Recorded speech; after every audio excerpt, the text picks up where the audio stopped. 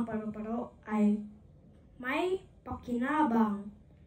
Yun, may paru-paro doon. Sabi na wika ni Willie. Habang tumatakbo, hawak ang net. Si Willie ay isang mag-aral sa grade 2. Siya'y masipag at matalinong mag-aral. Subalit, may isang bisyo si Willie na nagiging pantas sa kanya. Iyon ay ang paghuhuli at pagpatay sa mga paru-paro. Ay naku, Willie, kahit saan ka makakita ng mga paru-paro, pilit mong hulihin. Punta ng isang kaibigan tapos ipinapatay mo pa. Alam mo, marami na kong nakaipit na paru-paro sa aking mga libro. Nakangiti pagmamalaki ni Willie. Hetong may dala ako. Tingnan mo. Ano ka ba, anak? Hindi ka naman ginagalaw ng mga paru-paro. Ano't pinapatay mo ang mga iyan? Yan ang kahiyang ina ng masul yapan ng mga patay na paru-paro sa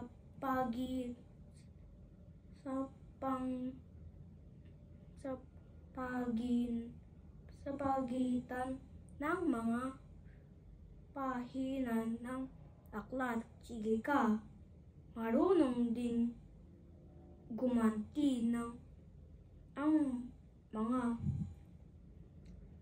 kulisap. Ng gabing iyon, hindi maalis sa isip ni Willie ang sinabi ng nanay. Totoo kaya ang sinabi ni nanay? Ang tanong sa kaniyang sarili. Matagal bago siya nakatulog, hindi pa man nahihimbing na naginip siya.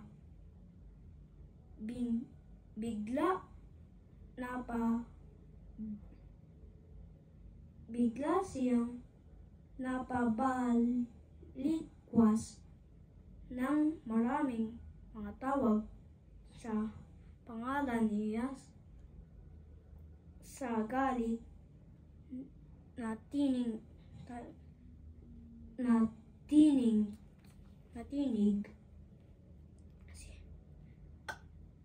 sino po kayo? Naginig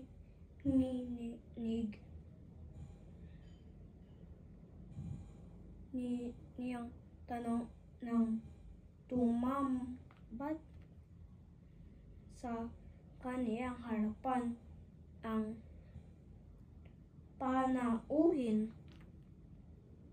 Ako ang reyna ng mga paru-paro. Labis na ang ginawa mong pagpahirap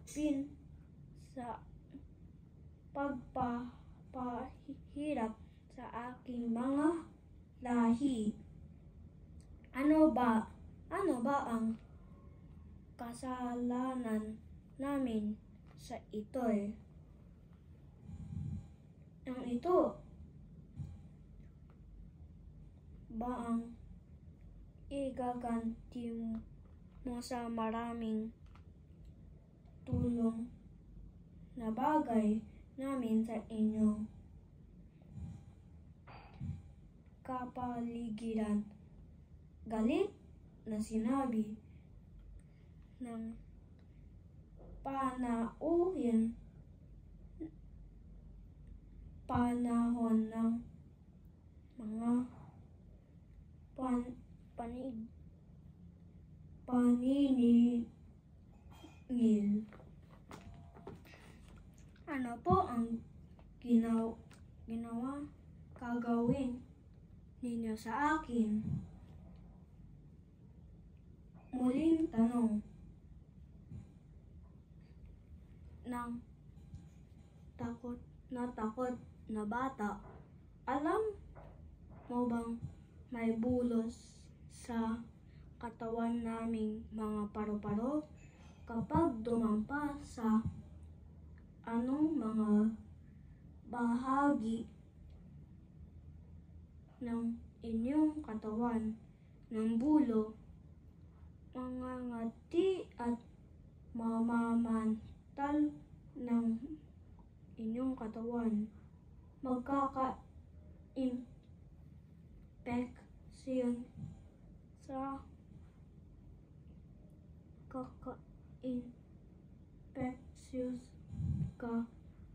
ka naman kapag pumasok sa inyong mga mata.